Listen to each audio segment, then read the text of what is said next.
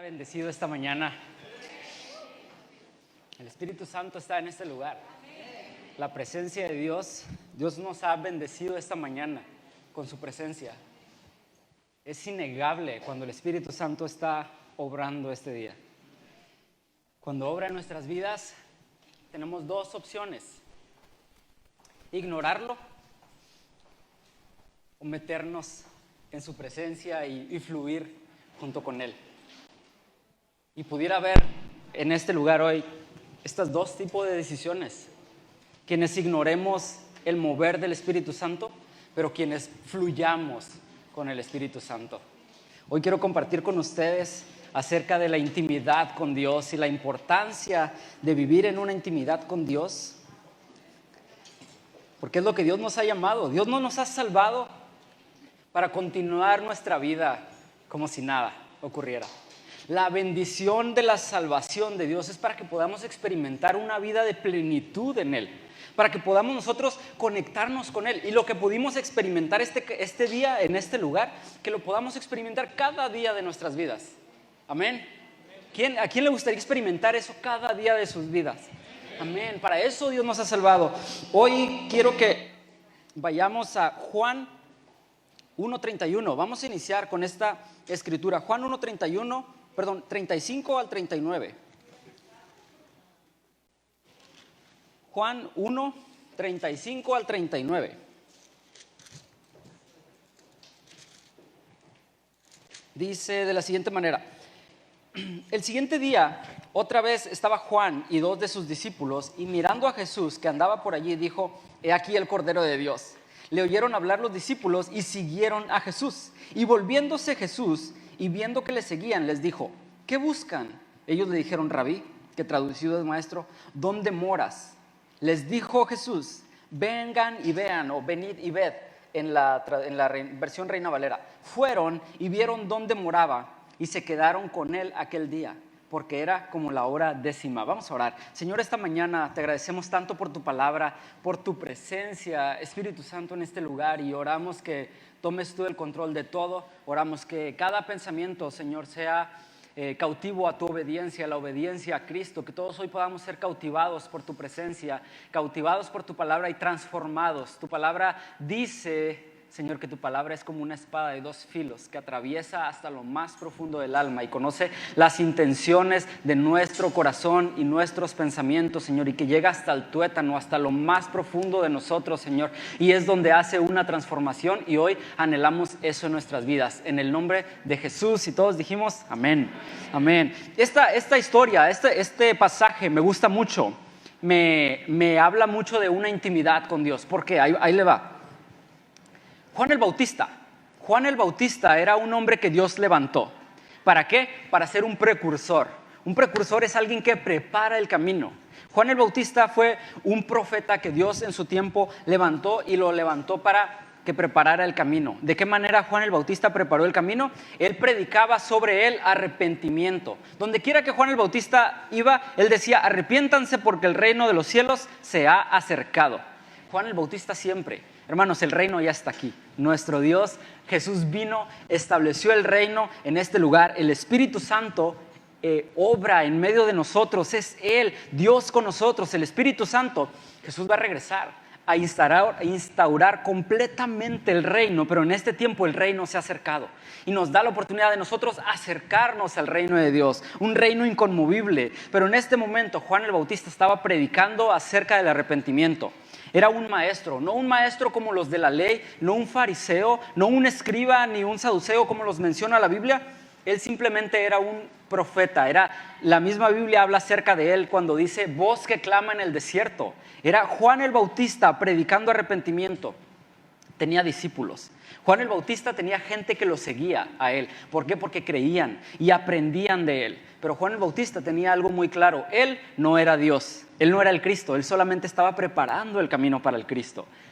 En este día específicamente, lo que leemos es que dice que mirando a Jesús, Juan el Bautista estaba mirando a Jesús que andaba por ahí, andaba en el lugar, y dice que cuando lo vio, dijo: he aquí el Cordero de Dios. Juan el Bautista pudo identificar y saber cuándo el Cordero de Dios había llegado. Dijo: miren, Este es del cual les estuve hablando tanto tiempo. Este es por el cual nosotros nos estamos arrepintiendo. Este Jesús es el Cordero de Dios, el que va a venir a traer el reino a este lugar. No como ustedes lo esperan, no como nosotros, el pueblo de Israel esperaba a un Mesías que viniera y derrocara al gobierno romano y a todos los otros y de una vez por todas instaurara un reino inconmovible.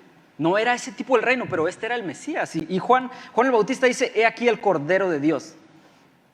¿Se fijan que no dice Juan el Bautista, él es su Mesías y su rey? No, él dice, él es el Cordero de Dios.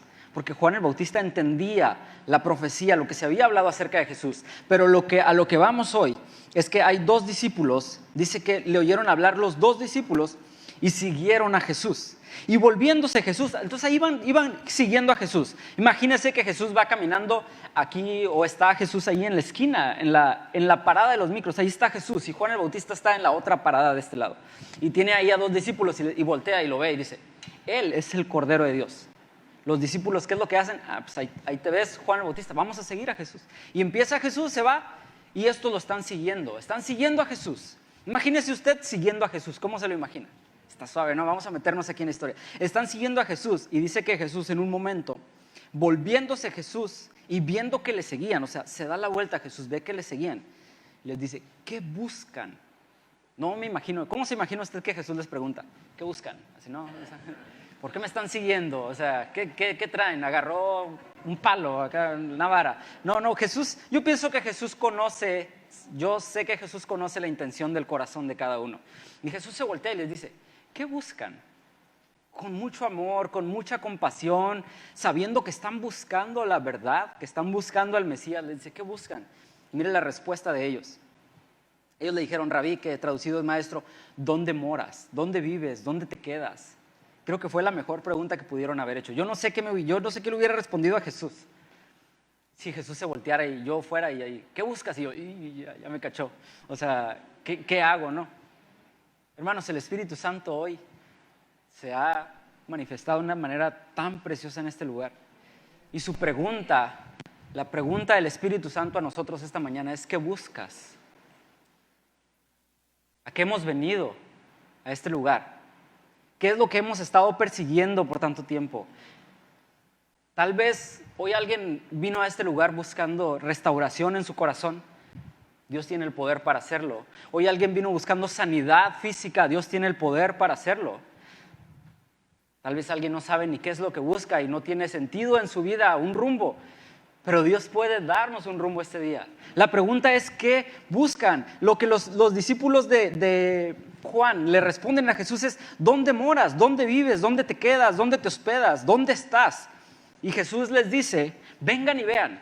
Porque esa es la respuesta que Jesús siempre nos hace. Jesús no nos da instrucciones, no les dice, pues ahí vivo entre Juárez y Sexta por la calle Aldama, Comunidad Cristiana Vino Nuevo, ahí estoy siempre. Jesús no les dice eso, les dice, vengan y vean. Vengan y vean, es una invitación de Jesús. ¿A dónde? A lo más íntimo, al lugar donde Dios está, donde Jesús se quedaba. Dice que fueron y vieron dónde moraba y se quedaron con él aquel día, porque era como la hora 10:00, era ya tarde. Se quedaron con él, se quedaron con Jesús.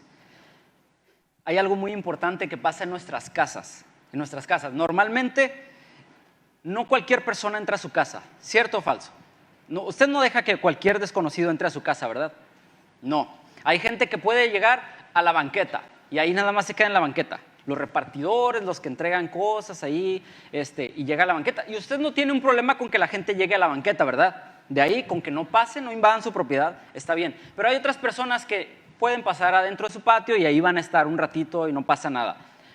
Ya si es una persona conocida, tal vez le invita a pasar a la sala o al baño, ¿no? Porque a veces nomás ocupan el baño. Entonces pasan ahí, si es una persona conocida, van a poder como tener ahí, hasta le invita un té o un café, conocidos.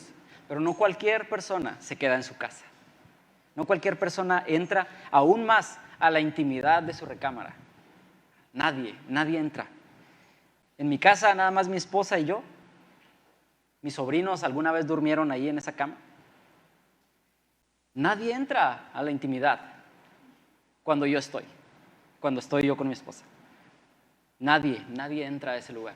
Jesús invita a sus discípulos, a los discípulos de Juan, que ahora eran sus discípulos, a quedarse con él aquel día, a quedarse con él. Dios nos hace una invitación a intimidad, a disfrutar de él. Dios no nos invita al patio, Dios no nos invita a la banqueta, pero algunos llegamos y en la presencia de Dios, y me voy a quedar en la banqueta. No quiero entrar. Nos metemos al patio. No, aquí se va a poner buena la carnita asada. Aquí nos quedamos en el patio. No quiero más compromiso, Jesús. No quiero entrar a lo más íntimo. Algunos hemos entrado hasta la sala y ahí no la pasamos bien. Escuchamos la palabra. Yo estoy de acuerdo con eso. Pero no todos nos atrevemos a entrar hasta donde Jesús está. Porque ¿sabe qué es lo que pasa? Cuando nosotros entramos hasta la intimidad, no podemos salir iguales. No salimos iguales. Cuando realmente entramos a la profundidad de la presencia de Dios y cuando nos encontramos con Él cara a cara en lo íntimo, no podemos seguir iguales. Somos transformados. Su presencia nos transforma. Y es ahí donde Dios nos empieza a llamar a intimidad. Aquí, de esta manera tan preciosa, vengan y vean. Vengan y vean, esa es la invitación de Dios este día. Vengan y vean, ¿dónde? A la intimidad con Dios, a la presencia de Dios. Ahí es donde queremos estar. Mientras estaba orando hace unas semanas para ver qué es lo que Dios quería compartir, qué es lo que Dios quería que compartiera este día, Dios me habló acerca de la intimidad porque estamos en el mes de ayuno y oración y este mes Dios ha puesto en nuestros corazones un llamado a la intimidad.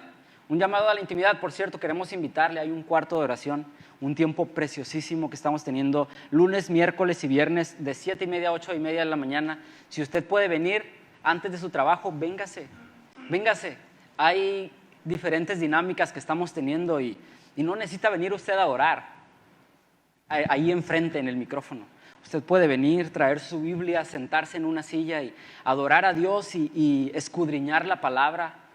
Si Dios pone en su corazón, usted puede levantarse y orar. Tenemos puntos de oración, no tiene usted que decir, híjole, ¿por qué oraré? Ya hay una guía que Dios nos ha dado también. Queremos invitarle, y si no puede, conéctense a su casa. También está ahí la transmisión. Dios nos ha dado la gracia y la bendición de poder transmitirlo hasta su casa. Y aquí tenemos un cuarto de oración, pero su casa puede ser un cuarto de oración también. Un altar de adoración también desde su casa. Entonces, mientras oraba, yo le preguntaba a Dios, Señor, ¿qué quieres que comparta ahí? El Espíritu Santo me dijo, acerca de la intimidad, es lo que estamos hablando. Pero hoy quiero compartir con ustedes 2 bloqueadores de la intimidad. 2 cosas que nos impiden acercarnos a la intimidad con Dios. Porque a veces queremos, pero no podemos.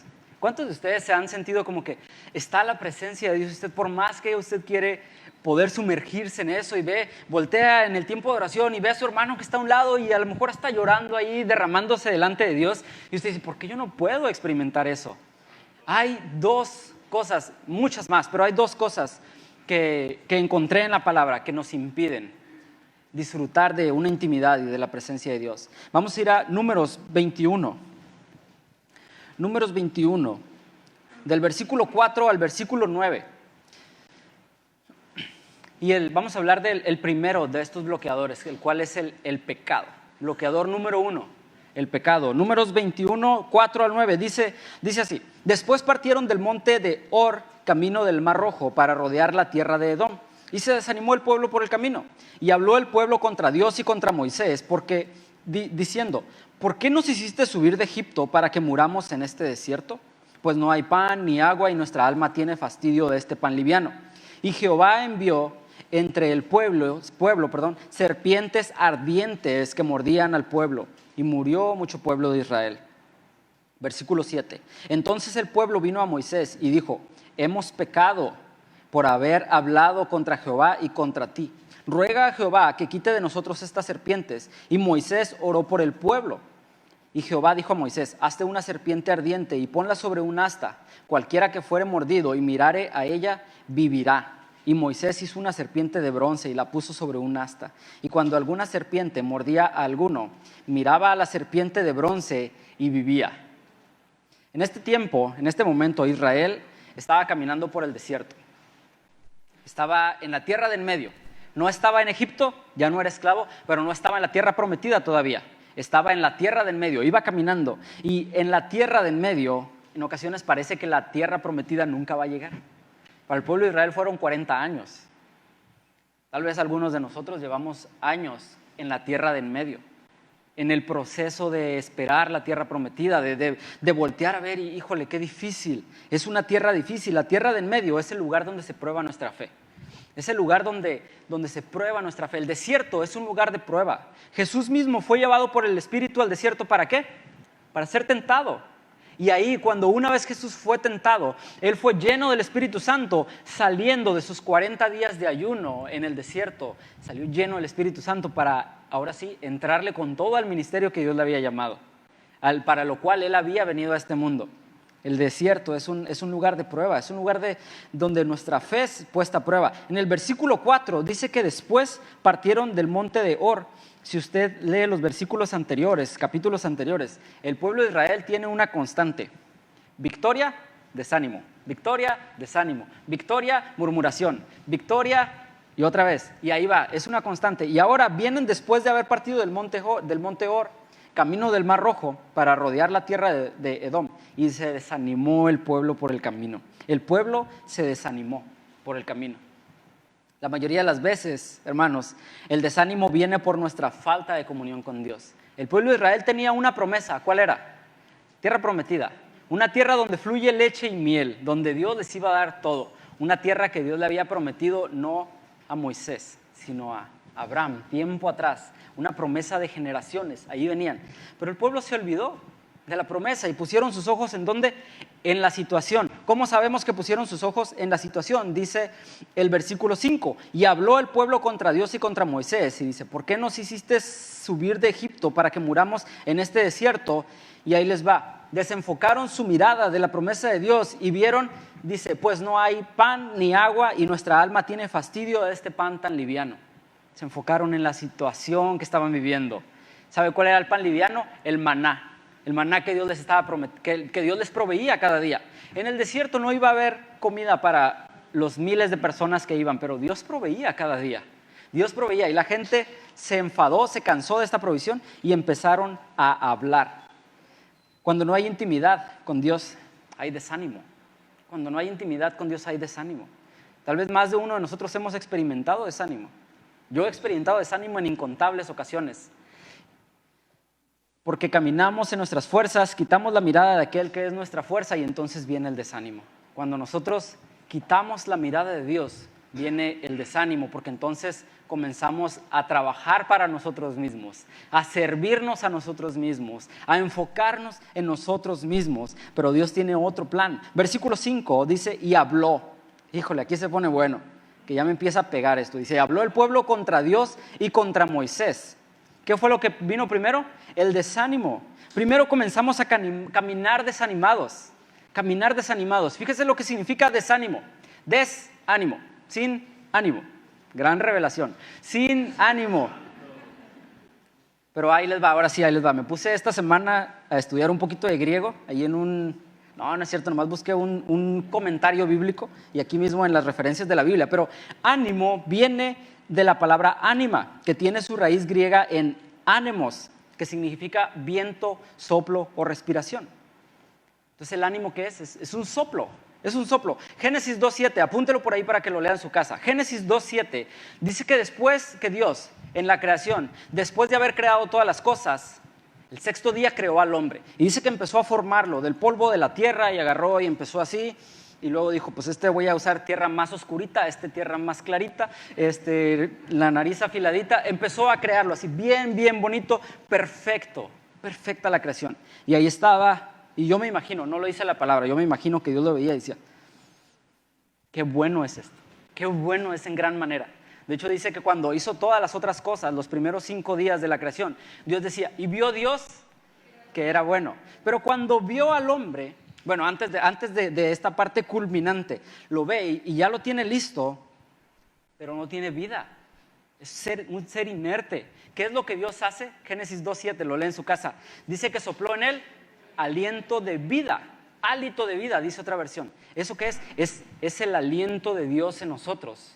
Es ese soplo de vida en nosotros.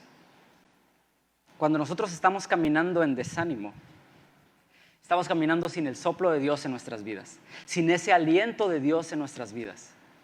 ¿Por qué cree que es tan difícil caminar desanimado? ¿Por qué cree que es tan difícil poner esfuerzo en las cosas que hacemos cuando estamos desanimados, porque comenzamos a caminar en nuestras propias fuerzas. Dios sopla aliento de vida sobre nosotros. Dios sopla aliento de vida sobre Adán y es cuando él viene a vivir.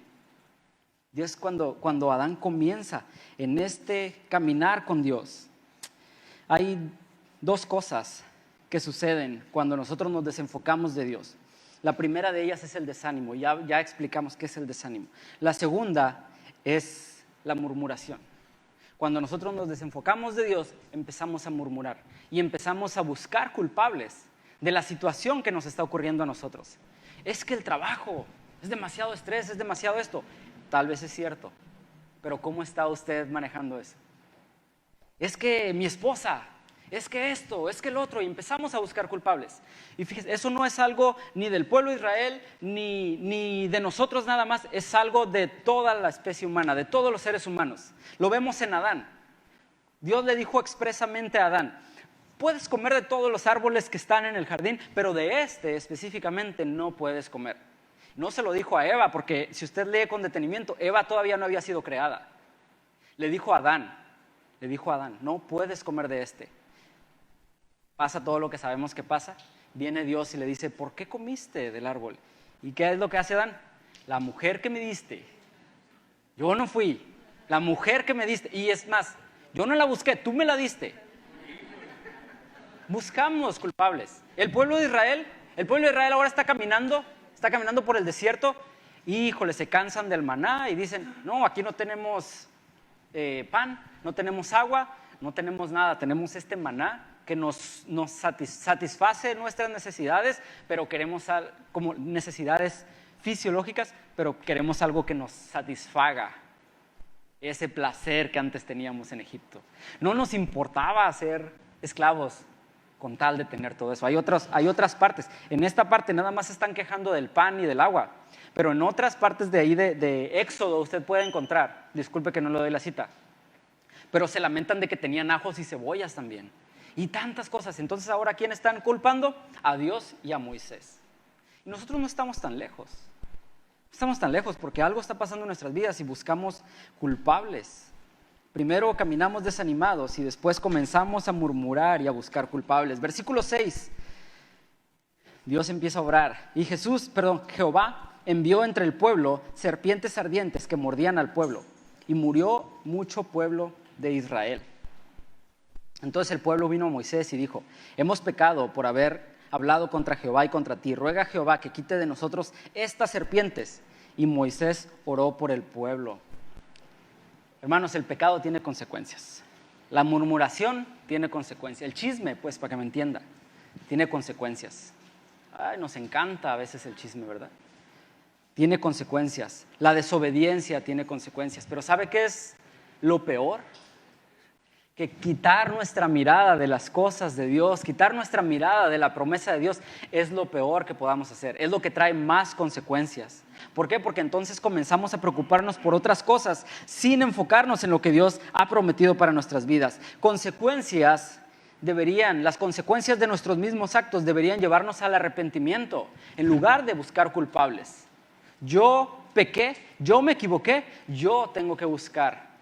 Yo soy el responsable. No buscar responsables. En este caso vemos que en el versículo 6 Dios envía serpientes, consecuencia de sus mismos actos. Dios envía serpientes y dice que mucho pueblo de Israel murió. Pero en el versículo 7 vemos la clave de esto. Dios envió serpientes para poder provocar arrepentimiento en el pueblo, no para castigarlos injustamente, solo castigarlos. Fue para provocar arrepentimiento y el pueblo se arrepintió. El pueblo se arrepintió y vino delante de Dios. Consecuencias nos deberían llevar al arrepentimiento. Pero ¿sabe qué es lo que ha pasado? Que muchas veces nos hemos vuelto expertos en domar serpientes. Viene el pueblo. Está el pueblo en el desierto. Dios envía serpientes. Dice la Biblia que son serpientes ardientes. También me puse a estudiar biología un poquito esta semana. En el desierto del Sinaí hay diferentes tipos de serpientes, como en todos los desiertos, pero hay unas específicamente, hay muchos tipos, ciertos tipos de serpientes que también existen en nuestro país, Son serpientes que con una picadura, en cuestión de minutos, su veneno hace que la sangre se coagule y uno muere instantáneamente, casi en cuestión de minutos.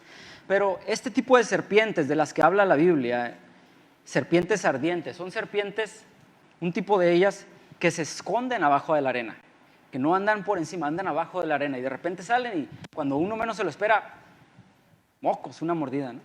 Ahí, y lo que pasa con este veneno es que no es algo instantáneo. Es un veneno que provoca un ardor y una quemazón en todo el cuerpo y es una muerte lenta, es una muerte dolorosa, es una muerte poco a poco. El veneno va actuando poco a poco, deja inmóvil a la persona y después hasta el grado que su corazón se detiene y ahí quedó. Es una muerte dolorosa, no solamente para la persona que sufre la mordedura, sino para las personas que están alrededor de él. Imagine que una serpiente de esas mordiera a un familiar suyo, usted no puede hacer nada y ve que va a estar en esa situación. Hermanos, así es el pecado en nuestras vidas. Es lento y doloroso. Al enemigo no le importa, no quiere, su interés no es acabarnos inmediatamente, es acabarnos lentamente, lentamente. Por eso en ocasiones nos permite jugar con la serpiente y parece que ya domamos a la serpiente. ¿Ha visto usted esos indios de la India que doman las cobras?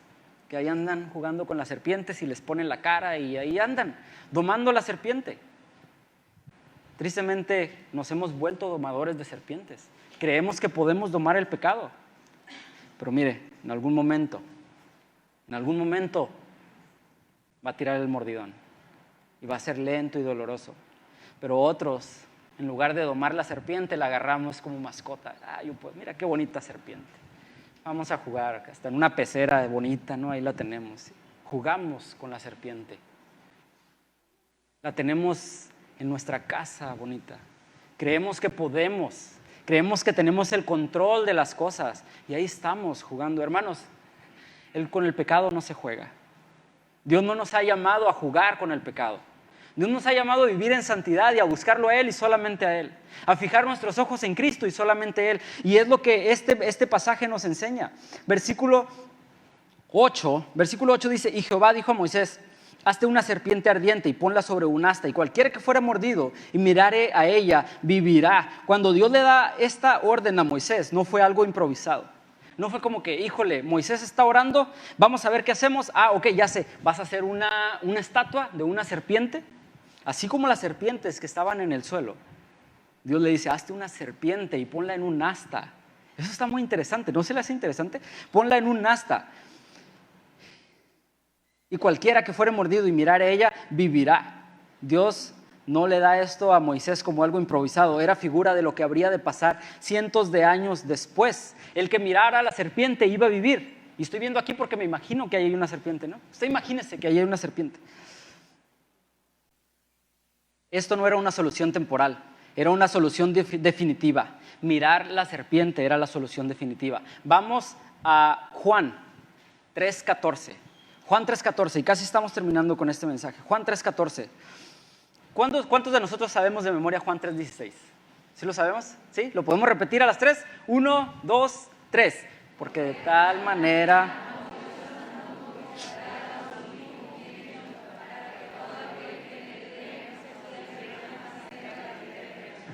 Qué versículo tan lleno de verdad, tan lleno de gracia, tan lleno de amor de parte de Dios. Y este versículo lo hemos leído y no lo sabemos de memoria y tal vez es el versículo de la Biblia más famoso en toda la historia y más conocido.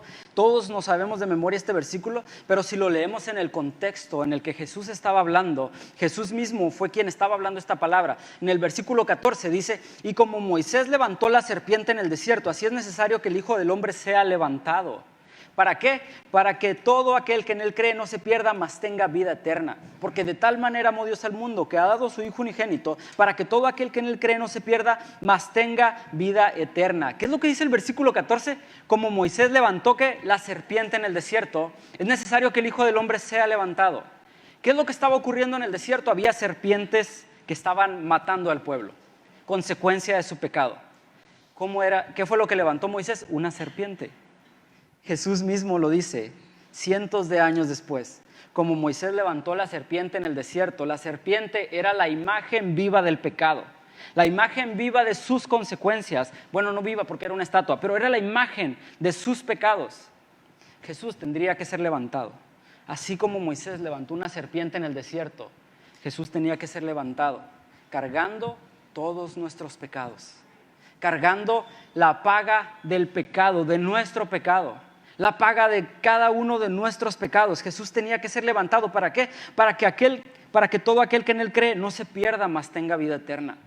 Lo que Moisés levantó en el desierto fue una serpiente que salvaba temporalmente a las personas. Lo que Dios proveyó a través de Jesús en la cruz fue una solución temporal para que todo aquel que en Él cree no se pierda, mas tenga vida no terrenal, eterna. Una vida eterna, una vida que no nos va a separar más del Padre. Todo aquel que se acerca a Dios tiene que creer que Jesús es el Cordero de Dios que quita el pecado del mundo. Ese es Jesús al que tenemos que ver. Cuando nosotros estamos en desánimo, ¿sabe qué estamos haciendo? Estamos quitando la vista y estamos quitando la mirada de Jesús que está en la cruz, pero que resucitó y que nos da vida eterna por medio de lo que Él hizo en la cruz.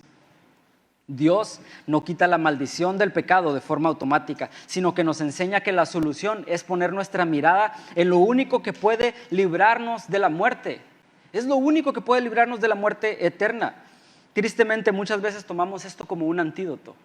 Hay antídotos para las mordidas de serpientes. Hay antídotos. Muerde una serpiente y hay que correr al hospital por un antídoto. Muchas veces como hijos de Dios, como cristianos, tomamos el perdón de Jesús, el perdón de pecados como un antídoto. En lugar de fijar nuestra mirada en Cristo, salimos de aquí bien bendecidos, bien llenos de Dios, bien llenos del Espíritu Santo, pero entre semana se nos olvida, jugamos con la serpiente, nos muerde, híjole, llegamos apenas el domingo. Apenas llegamos el domingo y ahí está la solución, ahí está el antídoto. Pero hermanos, la cruz de Cristo no es un antídoto. El perdón de pecados no es un antídoto. Caminamos en el mundo sin cuidarnos del pecado y creemos que voltear a ver la cruz cada semana nos mantiene libres de la muerte, pero no es cierto. Porque si vivimos de esa manera, ¿estamos en qué? Estamos en pecado y es una muerte lenta y dolorosa. Estamos en pecado. ¿Qué es lo que debiéramos hacer? Es fijar nuestra mirada en Cristo, fijar nuestra mirada en Él y solamente en Él. Y después de eso, usted se va a dar cuenta que mientras nosotros nos mantenemos allá, fijando nuestra mirada en Dios, ya no se va a preocupar por las serpientes que van a andar ahí. ¿Por qué? Porque la solución de Dios no es temporal, es una solución eterna. Es el perdón de pecados para siempre. Pero debemos mantener nuestra mirada fija en Él. La clave no está en voltear a ver a la cruz cada vez que pecamos. La clave está en fijar nuestros ojos en Cristo para vivir una vida alejada del pecado. Esa es la clave. Hebreos 12:2 dice, fijemos la mirada en Jesús, la versión NBI, vamos a leerlo aquí. Fijemos la mirada en Jesús, el iniciador y perfeccionador de nuestra fe. ¿Quién es el iniciador de nuestra fe?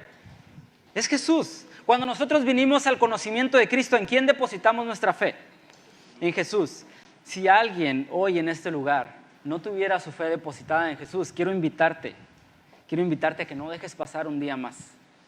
Que no dejes pasar un día más. Jesús es el iniciador y el perfeccionador de nuestra fe.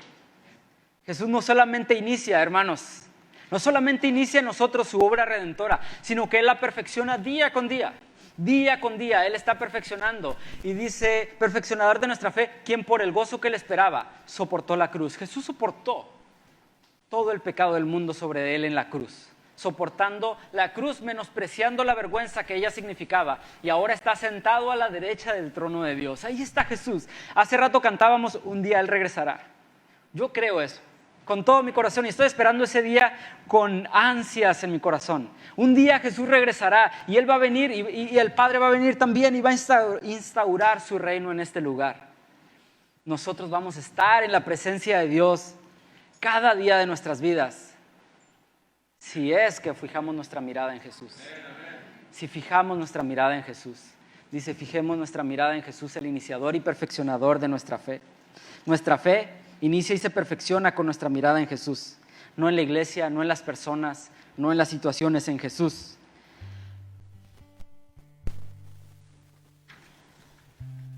Quiero invitarle esta tarde a fijar nuestra mirada en Jesús. Tal vez alguno de los que estamos aquí hemos venido hasta con una serpiente pegada en el tobillo, arrastrando. O a lo mejor ahí en su bolsa trae la serpiente con la que juega todos los días. O la dejó en su casa, porque a la iglesia no se va con serpientes, ¿verdad? Pero Dios hoy muestra su amor para con nosotros, en que aún siendo pecadores, Cristo murió por nosotros. Se levantó de la muerte y ahora está sentado a la diestra de Dios. Y un día Él va a regresar y va a reinar con poder y gloria en este lugar. Y Dios nos da la oportunidad de poder acercarnos delante de Él. ¿Y sabe qué? Dios nos da la oportunidad no solamente de adorarle y de disfrutar su presencia y la intimidad con Él cuando Él regrese. Él nos da esa bendición desde este día, desde este momento. Así como Jesús le dijo a los discípulos de Juan, les dijo, vengan y vean. Hoy Jesús nos está diciendo, ven y ve, pero no te traigas tu serpiente, tienes que dejarla. Tienes que dejar el pecado, tienes que dejarlo, no para volver a tomarlo, sino déjalo, fija mis ojos en mí. Jesús dice, fija mis ojos en mí y sígueme, sígueme. Es la invitación de Jesús a seguirle.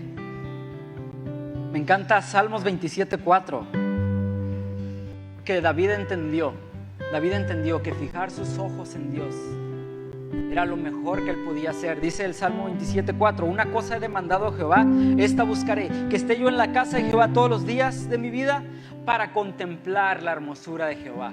¿Sabe cómo vamos a poder disfrutar y apreciar completamente la hermosura de Dios, la hermosura de Jesús, la hermosura del sacrificio de Jesús en la cruz? Contemplándolo, contemplando lo que Él hizo por nosotros, contemplando lo que Él hizo por nosotros. Si hoy usted tiene algo que entregarle a Dios, es el día. No esperes más, no hay un mañana. No tenemos los días comprados. ¿Alguien de ustedes tiene los días comprados? ¿Pagó en el banco para asegurar su día de mañana? Nadie. ¿Por qué esperar?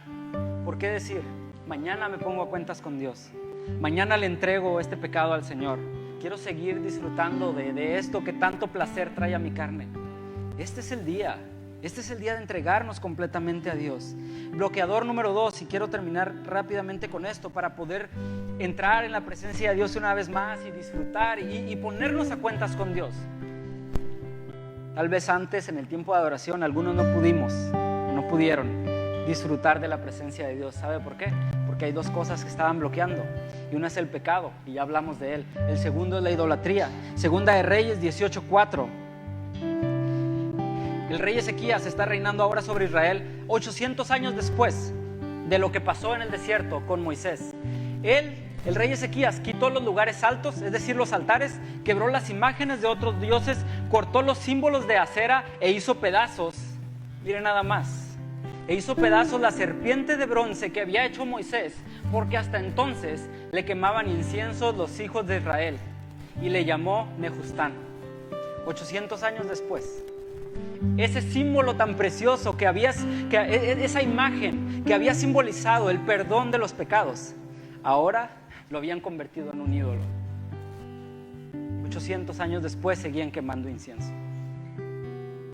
Tal vez hemos convertido la iglesia en un ídolo. Tal vez hemos convertido nuestra salvación en un ídolo. Y me atrevería a decir esto con mucho cuidado. Tal vez hemos convertido a Jesús en un ídolo, que nada más lo volteamos a ver cuando creemos que necesitamos el perdón de pecados.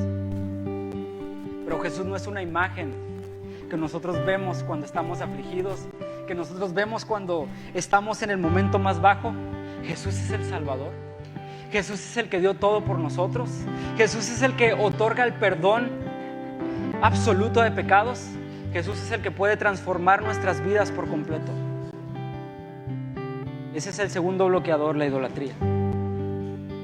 Vamos a entregarle este tiempo a Dios. El grupo Alabanza va a entonar este canto. Yo solamente quiero orar, quiero animarle. No vamos a repetir una oración. Creo que el Espíritu Santo está obrando en cada corazón. Quiero animarle, no pierda el tiempo. Señor, esta tarde nos abandonamos a ti, Espíritu Santo. Toma el control. Tu palabra dice que Es como una espada de dos filos que atraviesa el corazón hasta lo más íntimo, los pensamientos, discierne, Señor. Y creo que tu Espíritu Santo hoy está orando. Espíritu Santo, sigue tocando los corazones, trayendo convicción de pecado y arrepentimiento, Señor. Y si alguien hoy no ha puesto tu confianza en ti, hoy es el día, Señor. Si tú estás aquí hoy por primera vez, por segunda vez, o tienes mucho tiempo viniendo, pero no has puesto tu confianza en Jesús y solamente en Él, hoy es el día que tienes que entregarle primeramente ese pecado, porque no son errores, no son malas decisiones, es pecado. Tienes que entregárselo al Señor, arrepentirte y creer que Jesús es el Cordero de Dios que quita el pecado. Fija tu mirada en Él. Señor, hoy pido que cada corazón que estemos aquí podamos fijar nuestra mirada en ti, podamos fijar nuestros ojos en ti. Y si te hemos visto, Señor, solamente como un amuleto, como un antídoto, como cualquier otra cosa, y no te hemos adorado como mereces, como el digno, como el Rey de Reyes, como el Señor de Señores, como el Cordero de Dios, como el gran yo soy, como el Consolador, como el infinito Dios, Señor, hoy queremos hacerlo con todo nuestro corazón, pero necesitamos ser atraídos a ti, Señor. Te amamos y ponemos este pequeño tiempo que resta, Señor, en tus manos. Jesús, enamóranos de ti, atráenos a ti. Amén.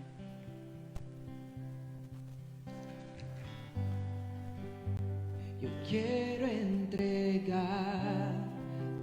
mis sueños y tu voluntad haz en ellos.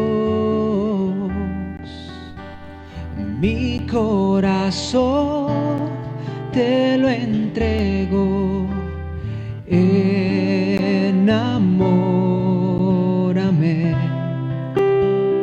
de ti.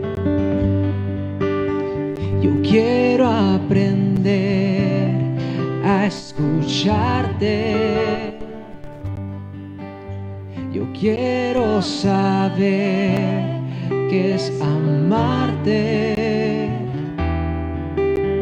y de tu verdad yo saciarme. Enamórame de ti, Señor. Que tu presencia me inunde, haz de mí un odre nuevo, cámbiame, renuévame, enamórame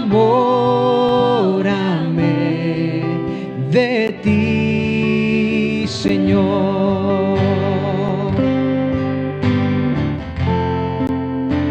Y que tu presencia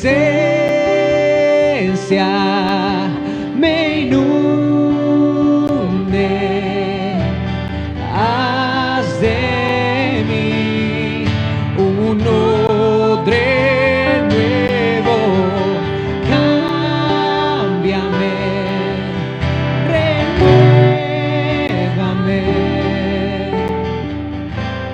enamórame,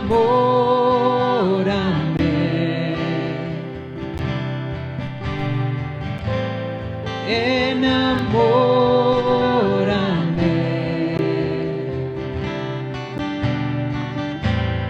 enamórame de ti, Señor.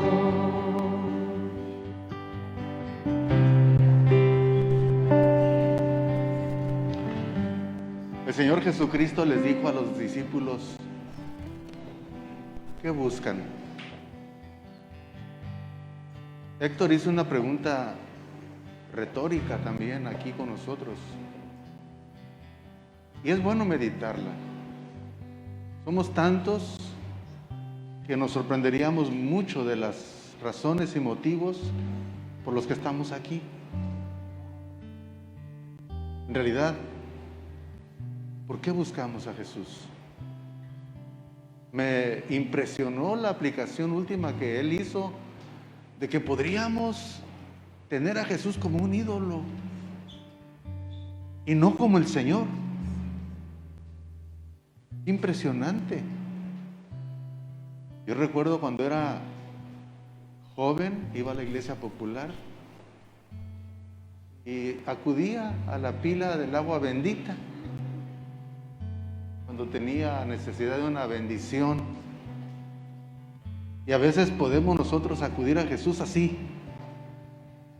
comer el agua bendita y santiguarnos e irnos y dejar la importancia de quién es Jesús. Hoy hemos sido invitados a que meditemos ¿qué buscamos? Ellos preguntaron, ¿dónde vives? Y yo creo que nosotros necesitamos también saber dónde vive. Él vive en la santidad. Si queremos estar conectados con Él, tenemos que abandonar todo tipo de pecado, no dejar que las serpientes se nos peguen, y lo más triste, que juguemos con ellas, las guardemos cuando venimos y salimos y seguimos jugando. Qué tremenda aplicación para hoy. Qué privilegio tenemos de parte del Espíritu Santo para traernos convicción. Y hoy no importa cuál es tu condición, pero es muy importante que hagas de Jesús lo que Él quiere que sea. Alguien íntimo. No sé si tenemos la idea clara de la intimidad. Todos la hemos disfrutado con alguien, pero con Jesús es una intimidad total. Él conoce nuestro corazón. Él conoce el pecado en el cual nos recreamos. Y su Espíritu Santo está ahí, pero está contristado. Está ahí triste porque Él no se deleita en el pecado. Pensamiento, palabra, obra y hasta cosas que debemos hacer y no las hacemos también es pecado. Lo mejor es hoy decirle al Señor que queremos tener esa intimidad que Él desea. Héctor nos dijo que hay impedimentos para esa comunión con Dios. Y Él nos habló en dos aspectos de una infinidad de situaciones. Número uno, Él nos habló en sí de la ingratitud con Dios. El pueblo de Dios renegaba, no estaba contento con lo que Dios le daba. ¿Y cuántas veces quizás algunos de nosotros estamos renegando que la casa, que la comida, que mira la vieja que me diste? No. Eso hasta Él escogió. Cada quien elegimos nuestro cónyuge. No le echemos la culpa a Dios. Nosotros elegimos. Y nosotros también tenemos que decidir ser diferentes para aquel o aquella persona que nos eligió. No le achaquemos a Dios la culpa de nuestros errores. Dios nos está llevando a una intimidad, y en esa intimidad Dios va a estar alumbrando corazones, y algunas veces nos va a dar pena lo que Él alumbre. Pero lo más bonito, lo más correcto es que pues tengamos ánimo. Andar desanimado es andar desconfiado de Dios, sin aliento de Dios, sin la vida de Dios, triste, rodeado de bendiciones, pero tristes. Hoy es un día muy lindo que el Señor nos ha preparado para no salir tal vez como llegamos. Y si salimos, no hay que salir a lo que salimos siempre. Hay que tener claro nuestro objetivo. Quiero tener intimidad con Dios. Piensa en las serpientes que están allá en casa, en el refrigerador, bien heladitas. Sí, algunos ya están ahí preparados con su caguama, ¿no? Ya cumplí con Dios, ahora voy a cumplir conmigo. No, hermanos. No, de veras. Es un tiempo maravilloso el que Dios nos está ofreciendo. Y Él quiere corazones que se rindan. Él conoce bien dónde andas y lo que haces y lo que dejas de hacer. Pero Él esta tarde está así, miren, con los brazos abiertos. Vamos a entonar esta última parte de este maravilloso canto. Dígalo en oración. Prefiero a Cristo antes que tener todos los reinos del mundo. No se comparan con Él. Prefiero a Cristo, me quedo con Él. Es el tesoro escondido que tanto busqué. Prefiero a Cristo antes que tener todos los reinos del mundo. No se comparan con Él. Prefiero a Cristo, me quedo con Él. Es el tesoro escondido que tanto busqué.